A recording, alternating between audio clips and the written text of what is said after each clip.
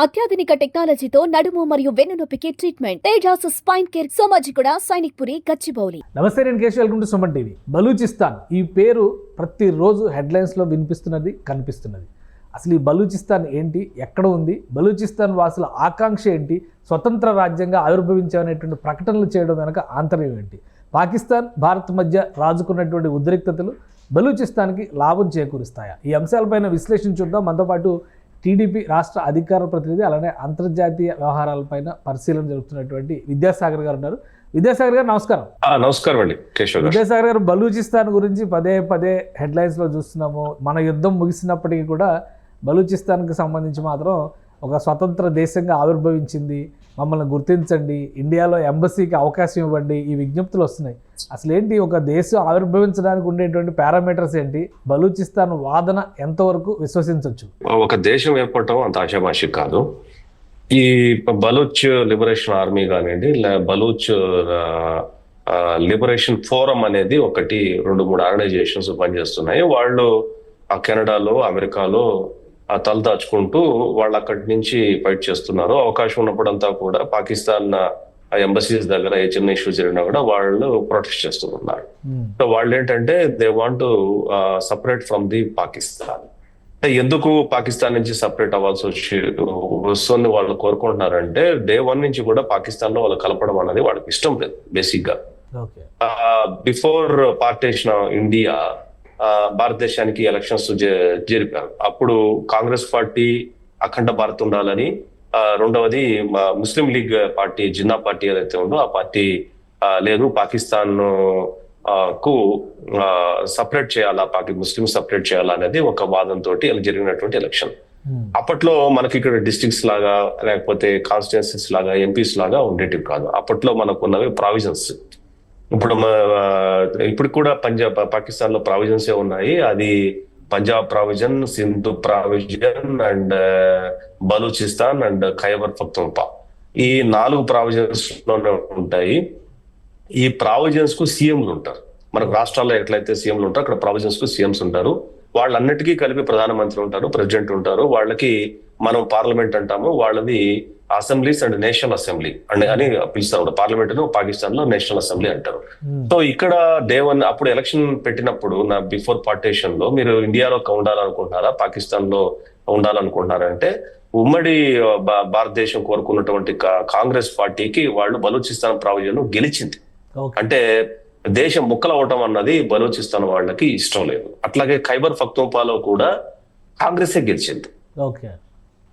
So ఇక్కడ ఆ రోజుటి నుండి కూడా ఈ రోజుటి వరకు వాళ్ళు భారతదేశంలో కలవాలనే కోరుకుంటున్నారు. తర్వాత పార్టీషన్ ఎట్లయిందో మనందరికీ తెలుసు. బ్రిటిష్ వాళ్ళు ఒక రేఖ గీసేసి ఇది పాకిస్తాన్, ఇది ఇండియా అనుకున్నారు.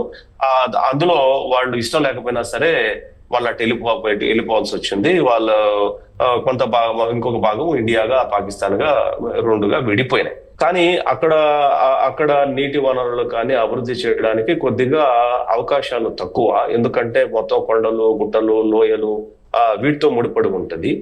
బలూచ్ ప్రజలకి పాకిస్తాన్ ప్రజలకి ఉన్నటువంటి రిఫ్ట్ ఏంటంటే, బలూచ్ ప్రజల్ని పాకిస్తాన్ ప్రజలు గిరిజనులుగా చూస్తారు. They are not Sunnis, they are not Shias, they are Baloch. Baloch అనే తెగ, బట్ దే ఆర్ ముస్లిమ్స్. వాళ్ళు జీవన విధానం వేరుగా ఉంటది. అట్లాగే ఖైబర్ పఖ్తూన్ఖ్వాలో కూడా they are not Sunnis or Shias, they were Pakhtun అనే తెగకు సంబంధించినటువంటి వాళ్ళు. పఖ్తూమ్ తెగ ఎక్కడ ఎక్కువ ఉంటదంటే ఆఫ్ఘాన్ లో ఉంటది అనమాట. ఇప్పుడు ఆఫ్ఘాన్ వాళ్ళు ఎందుకు ఒక సపరేట్ గా ఒక ఆర్గనైజేషన్ పెట్టి TTP, తెహ్రీకే తాలిబాన్ పాకిస్తాన్ అని ఎందుకు పెట్టారు అంటే, దాని TTP అధ్యక్షుడు కూడా పఖ్తూమ్ తెగ చెందిన వాళ్ళే. ఆఫ్ఘనిస్తాన్ వాదన ఏంటంటే, పఖ్తూమ్ తెగను కూడా మొత్తం అంతా ఒకే ప్రాంతంలో ఉండాలా, పఖ్తూన్స్ అందరూ ఒకే ప్రాంతంలో ఉండాలనే ఉద్దేశంతో అక్కడ తాలిబాన్లు ఈ పఖ్తూన్ వాళ్లకు మద్దతు ఇచ్చేందును కొంత ఏరియాని ఏదైతే ఉందో 30-40% ఖైబర్ పఖ్తూన్ ఏరియాను ఆఫ్ఘనిస్తాన్ లో కలపడానికి వాళ్ళు ఫైట్ చేస్తున్నారు. కానీ బ్రిటిషర్స్ ఆ రోజు గీసినటువంటి రేఖ పేరు ఏంటంటే డ్యూరాండ్ రేఖ. ఆ డ్యూరాండ్ రేఖను ఆఫ్ఘనిస్తాన్ ఒప్పుకోవట్లేదు, పాకిస్తాన్ అదే కరెక్ట్ అని వాళ్ళు అంటున్నారు. So come to the point, బలూచ్కి ఏంటంటే, బలూచ్ ఎప్పుడైతే మేము సపరేట్ కావాలని చెప్పి ఎన్నో ఉద్యమాలు చేస్తున్నప్పుడు ఇక్కడ పాకిస్తాన్ మిలిటరీ వాళ్ళు అక్కడ ఉన్నటువంటి ఎవరైతే ఉద్యమం చేస్తున్నటువంటి వాళ్ళను దాదాపు ఒక 2,300 మంది యువకుల్ని కిడ్నాప్ చేసింది. 2,300 మందిని. ఆ కిడ్నాప్ చేసినటువంటి వ్యక్తులు దాదాపు 10 ఏళ్ళు అయింది. వాళ్ళు ఇప్పటి వరకు ఎక్కడున్నారో తెలీదు. వాళ్ళని చంపేశారు.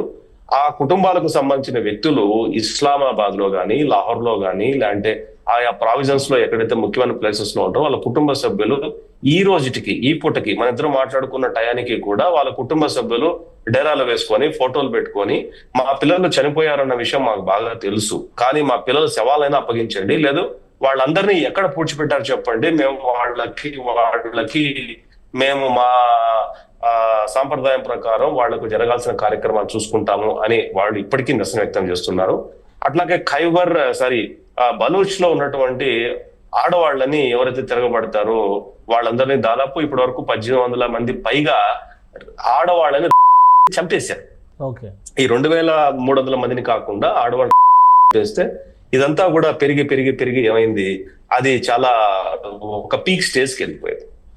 ఈ మధ్య కాలంలో ఈ టెన్యూర్ లోనే ఏమైందంటే చైనా పాకిస్తాన్ తో టైఅప్ పెట్టుకొని పిఓకే గుండా ఆ పంజాబ్ ప్రావిజన్స్ మీదుగా, సింధు ప్రావిజన్ మీదుగా బలూచిస్తాన్ లోని గ్వాదర్ పోర్టును నాకు తెలిసి $60 బిలియన్ ఏమో ఖర్చు పెట్టి ఉండాలి. సబ్జెక్టు కరెక్ట్ అది.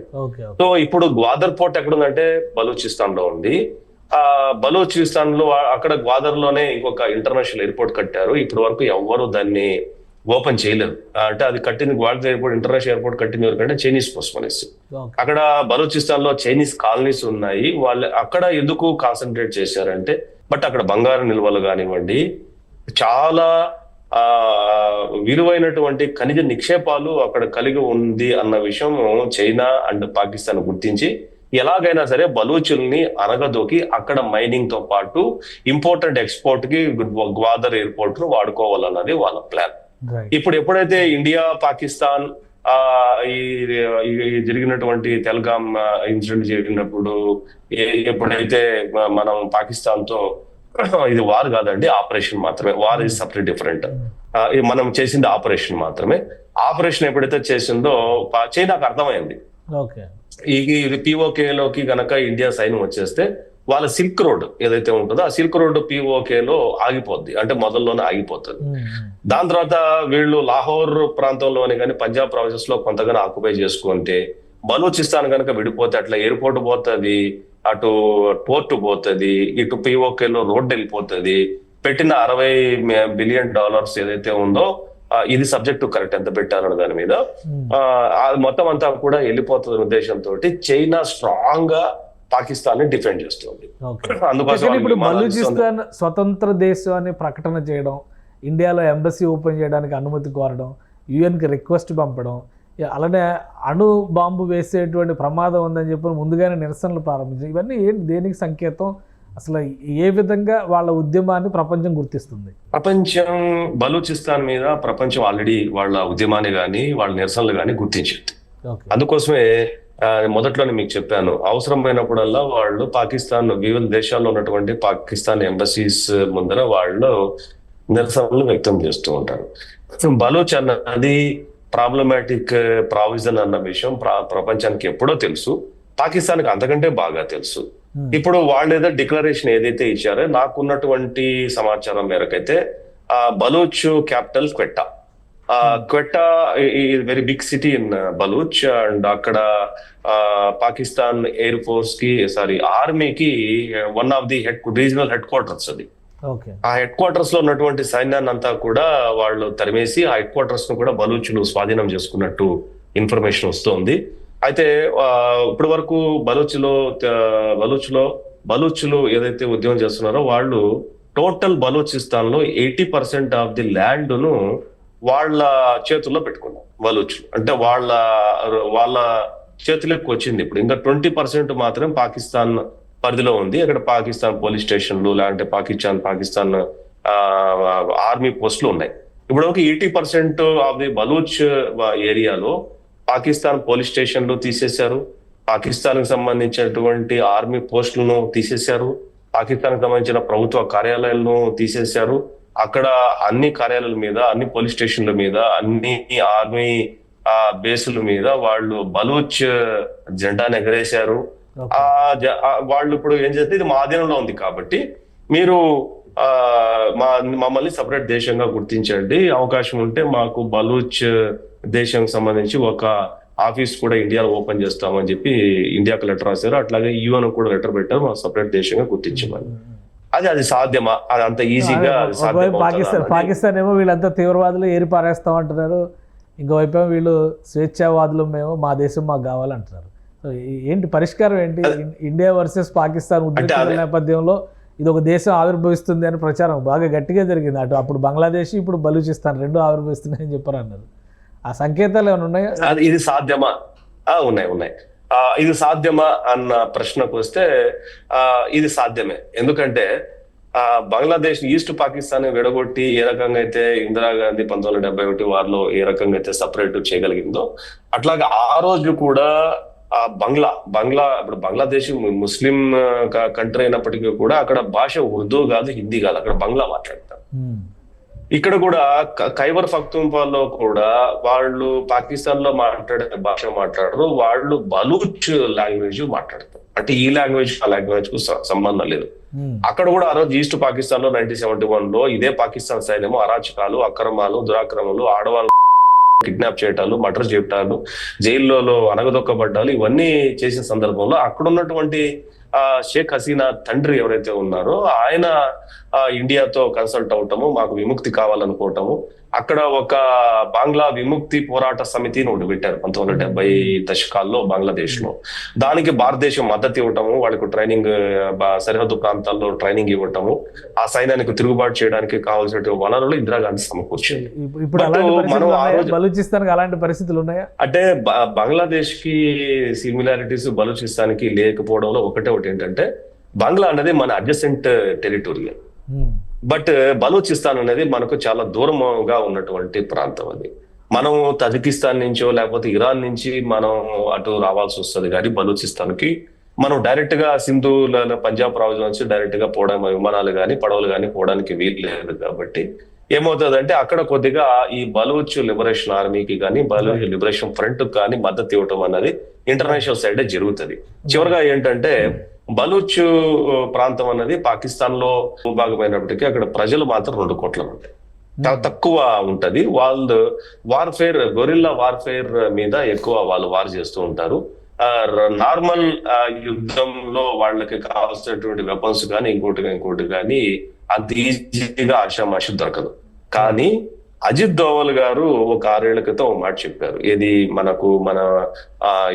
ఊరి మీదనో లేకపోతే ఇంకొకటి 2019లో ఒక జరిగిన సంఘటన జమ్మూ కాశ్మీర్ లో. అప్పుడు చెప్పిందంటే ఈసారి ఇంకోటి ఇలాంటి జరిగిందంటే మీరు ఖైబర్ పఖ్తూన్ఖ్వా బలూచిస్తాన్ ని మీరు మర్చిపోండి, Balochistan will become a separate territorial as individual country అన్నది ఆయన స్టేట్మెంట్ ఇచ్చారు. Still I hope that Ajit Doval గారు ఇచ్చిన స్టేట్మెంట్ కు భారతదేశం కట్టుబడి ఉంటది.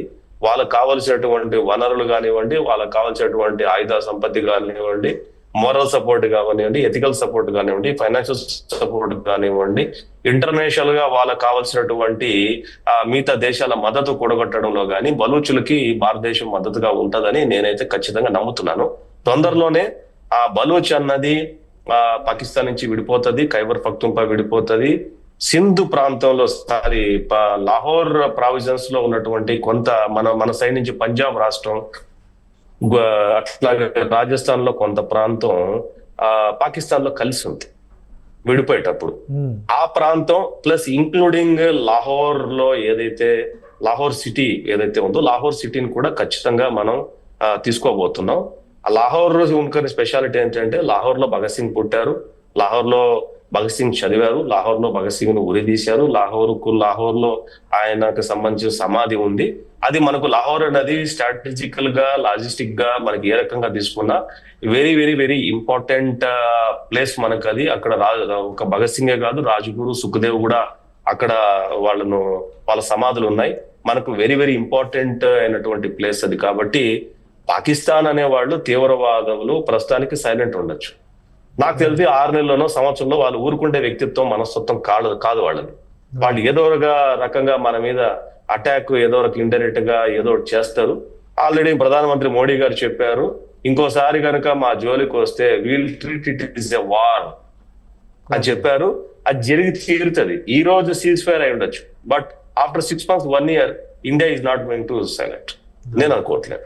ఖచ్చితంగా మనం అనుకున్నది, మనం బలూచిస్తాన్ విషయంలో ఏదైతే అనుకున్నామో అది ఈ రోజు ఈ పూట కాకపోవచ్చు, కానీ 1 or 2 years that area will be separate and it will become master planning. దీని వెనకంతా మాస్టర్ ప్లాన్ అజిత్ దోవల్ గారు అమలు చేస్తున్నారని చెప్పి అనుకోవాలా?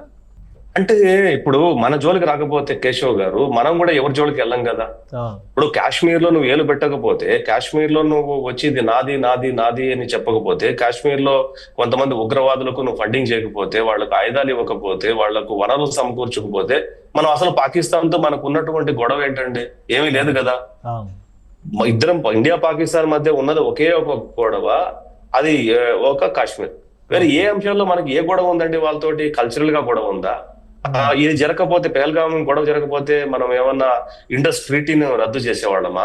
లేకపోతే మనకి ఏమన్నా ట్రేడ్ లో వాళ్ళతో ఏమైనా సమస్య ఉందా? మన ఎక్స్పోర్ట్సే కదా పాకిస్తాన్ కి ఎక్కువ.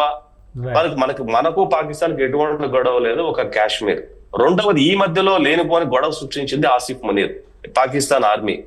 హిందూ ముస్లిం is not one. This land is not one country. ఇది 2 దేశాలు, 2 కల్చర్స్. మనం వాళ్ళతో మనం వేరు, వాళ్ళు వేరు. వాళ్ళ కల్చర్ వేరు, మన కల్చర్ వేరు. వాళ్ళ టెరిటోరియల్ వేరు, మన టెరిటోరియల్ వేరు. మన ఎయిమ్, అంబిషన్స్, థింకింగ్, మన డెస్టినీ ఇస్ సపరేట్ అని ఈ మధ్యలో ఆసిఫ్ మునీర్ మాట్లాడింది. ఆసిఫ్ మునీర్ మాట్లాడక మునుపు 70 సంవత్సరాల్లో అసలు ఎటువంటి గొడవ పాకిస్తాన్ కి ఈ కల్చర్ లో కానివ్వండి, రిలీజియస్ లో కానివ్వండి, రీజనల్ లో కానివ్వండి, ట్రేడింగ్ లో కానివ్వండి, వాటర్ లో కానివ్వండి, ఎటువంటి గొడవ లేదు. ఉన్నది ఒకటి. అందుకోసమే పర్టికులర్ గా మోడీ గారు ఒక విషయం చెప్పారు, మాట్లాడితే 2 అంశాల మీదే మాట్లాడతాం. ఒకటి POK మీద మాట్లాడతాం, పాక్ ఆక్యుపైడ్ కాశ్మీర్ మీద మాట్లాడతాం. రెండోది ఉగ్రవాదం మీద మాట్లాడతాం అన్నారు. అంటే దాని అర్థం ఏంటి? మిగతా విషయాలు ఇగ్నోరబుల్. ఈ 2 ముఖ్యమైన. రైట్ విద్యాసాగర్ గారు, థ్యాంక్ యూ విశ్లేషణ అందించినందుకు. ఇది బలూచిస్తాన్కి సంబంధించినటువంటి సమస్య 2 వైపులా పదునైనటువంటి కత్తిలా ఉంది. అలానే భారతదేశం అనుసరిస్తున్నటువంటి వ్యూహం వల్ల ఈ రోజు కాకపోతే రేపైనా బహిరంగ మద్దతు ప్రకటించవచ్చు. స్వతంత్ర దేశంగా బలూచిస్తాన్ ఆవిష్కరించడానికి అవకాశాలు పుష్కలంగా ఉన్నాయని విశ్లేషిస్తున్నారు విద్యాసాగర్ గారు. ఇది special discussion. Keep watching. Suman టీవీలో మీ పర్సనల్ అండ్ బిజినెస్ ప్రమోషన్స్ కోసం కింది నెంబర్కి కాంటాక్ట్ చేయండి.